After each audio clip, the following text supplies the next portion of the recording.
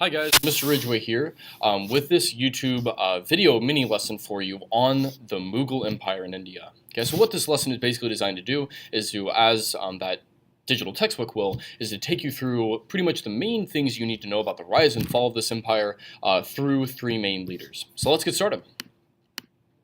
Okay. So the essential questions we're going to look at here, again, you don't need to write these down. What we're focusing on are civilizations, what causes them to rise and fall, and then also how leaders effectively look at the needs of their society. And you're going to see these leaders have some very particular approaches to Mughal India, which either work or they really don't. What is the Mughal Empire? So we are in India. I'm going to move my face here a little bit so you can see it. Okay, and specifically, we are really just kind of in this overall area. You don't really need to memorize the maps of how the Mughal Empire changes. Okay, again, we're just talking about the Indian subcontinent here. Okay, so who are the Mughals? Well, they are a Turkish and Mongolian group. Okay, we're roughly now in about the 1500s, okay, or so kind of around the Ottomans when we left off last class, and it goes through that well-known Khyber Pass that we talked about last semester, right here. Okay, this army is led by a guy by the name of Babur. Okay, now Babur claimed to be descended from Genghis Khan, okay, which lots of people today are descended from Genghis Khan because of his copious scootaloo pooping. Okay.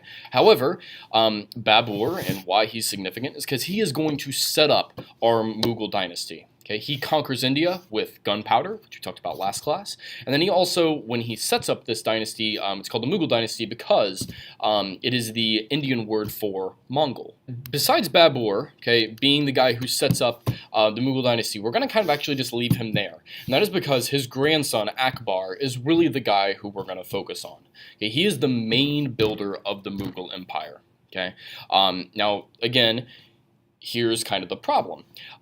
We've learned in class about the spread of Islam, okay, and if you know anything about the Turks, okay, that they practiced Islam, and that Babur and his grandson Akbar would have been practicing Muslims. The thing is that India does not share that same religion at all. It's Hindu. Okay, so its leaders, Babur's descendants, practice Islam, and then most Indians practice Hinduism. Okay, so if you were in this situation, okay, you need to think about, like, how would you effectively rule people if they have a completely different religion than you? How would you get them to respect you or to buy into your government, that you should be in charge? Okay, and so that's really the challenge that the Mughal Empire faces. Okay, and so Akbar has a very particular answer to this. Okay, and it's probably best defined by this sign you can see over here on the left called coexist.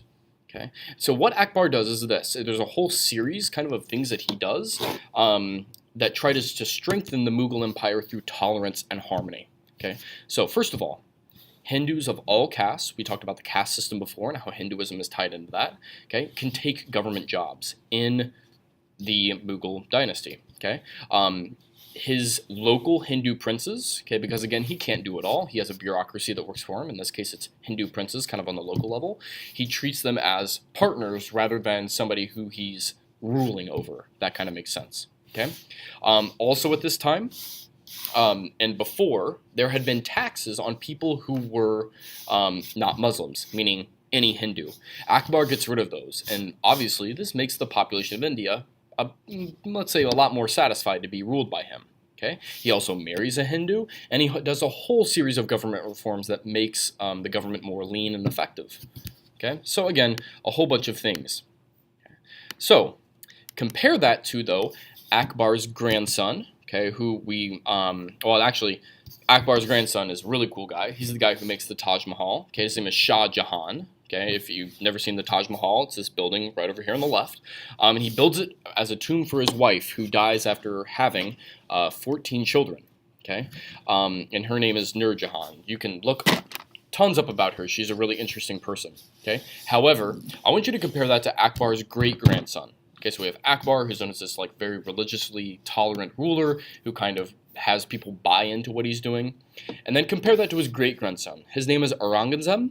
Okay, it's right here, Aurangzeb. Okay, and he really is blamed for causing the decline of the Mughal Empire. Okay, and the reason for this is because he basically loses all of the Hindu support that Akbar had built up over time. Okay, and so he resumes persecuting Hindus for their belief. Again, that's persecution is mistreatment. Okay? He puts those heavy taxes back on them, and eventually what happens over time is that revolts break out all over the Mughal Empire, and the Mughal dynasty is overthrown. Okay? And so from that point on, the Mughals just don't exist. Okay? So there you go. That is essentially the rise and fall of the Mughal dynasty. And we looked at 3 leaders. So we had Babur, Akbar, and then his great-grandson, Aurangzeb.